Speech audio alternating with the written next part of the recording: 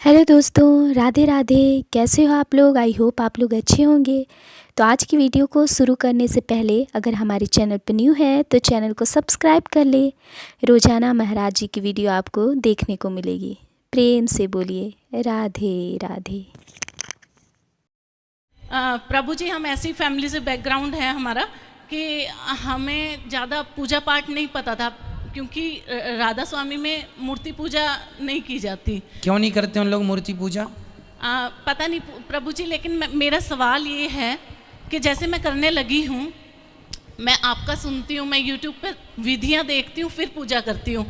तो प्रभु जी, मैं ये पूछना चाहती हूँ, एक उसमें आपने ये बोला था कि तुलसी के 1000 पत्ते लड्डू गोपाल जी पे उनसे स्नान कराना है, तुलसी के पत्तों से अर्चन। हाँ जी। तो वो 1000 पत्तों का फिर हमें क्या करना है? 1000 पत्ते नहीं, आप तो 11 ही पत्ते तोड़िए। हाँ जी। और सारे पत्तों को श्रीमन्नारायण श्रीमन्नारायण कहते हुए भगवान को अर्पित करते जाइए। हाँ जी। फिर वो पत्तों को आप लोग सभी प्रसाद पा लीजिए। हाँ जी। हाँ जी। वो प्रसाद है। और प्रभु जी, जब 37वां दिन हुआ लड्डू गोपाल जी को मैं अपने घर लेके गई, तो मुझे राधा रमन जी के दर्शन हुए। हालांकि मैं राधा रमन जी को मैंने कभी नहीं देखा था। तो सॉरी। तो जब मैंने इंटरनेट पे देखा, मैंने इनको बोला कि मैं बांके बिहारी जी के दर्शन करके आई थी, लेकिन मुझे सपने में जो दिखे वो बांके बिहारी जी नहीं थे। तो इन्होंने कहा फिर वो कौन थे? तो मैं बहुत विचलित हो गई। तो मैंने गूगल किया तो उसमें राधा रमन जी की फोटो आई। मेरे को उनका नाम भी नहीं पता था। मैंने कहा ये है जो मुझे सपने में दिखे थे। वाह, सुंदर। तो फिर इन्होंने कहा इनका नाम जानो। मैंने कहा ये मेरे पास आया, अब मुझे इनके पास जाना है, और ये जहाँ पे भी है मुझे लेके चलो। वो भगवान का शुक्र है कि वो यहाँ ही थे वृंदावन में। तो मैं उनके पास आई और सेम वैसा ही स्वरूप था जो स्वप्न में देखा, लेकिन वो इतने कोमल थे कि जब मैंने उनके चरणों को स्पर्श किया तो उन जितना कोमल मेरे खुद के बच्चे भी नहीं है इस संसार में। उन जितना कोमल कोई नहीं है प्रभु जी। अच्छा। तो उन्हें जब मैं वस्त्र पहनाती हूँ, मुझे ऐसे लगता है जो रेडीमेड वस्त्र हैं वो तो उनको चुभते होंगे।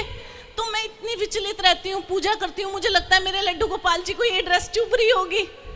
तो प्रभु जी, मैं अपना सब कुछ 100% देना चाहती हूँ पूजा करने में, लेकिन मुझे ऐसा लगता है ये मेरे लड्डू गोपाल जी को चुभ रहा होगा, या ये दूध जो मैं पिला रही हूँ ये गर्म है, छाले पड़ जाएंगे उनके मुंह में।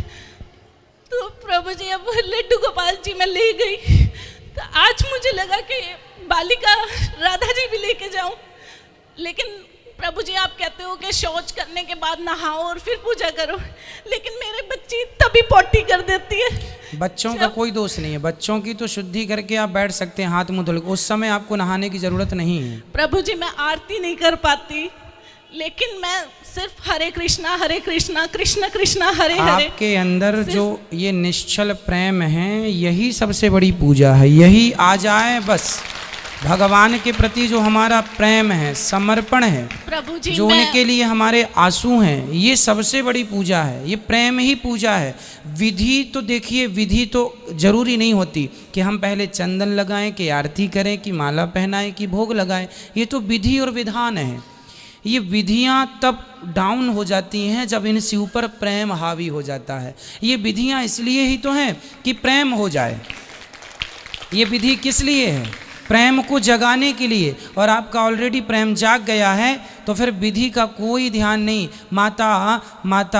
माता ने तो भगवान को छिलके खिलाए। छिलके कौन किसी विधि होती है, लेकिन जब प्रेम अधिक हो